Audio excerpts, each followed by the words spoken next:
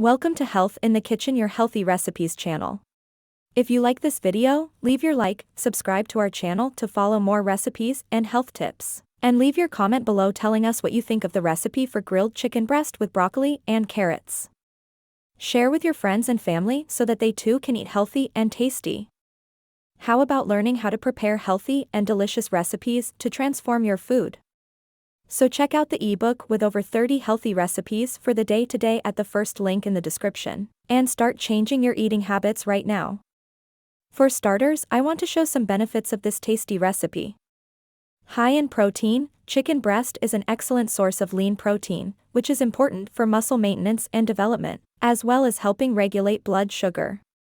Source of vitamins and minerals. Broccoli and carrots are rich in essential vitamins and minerals such as vitamin C, vitamin K, vitamin A, folate and potassium, which help strengthen the immune system and maintain the proper functioning of the body.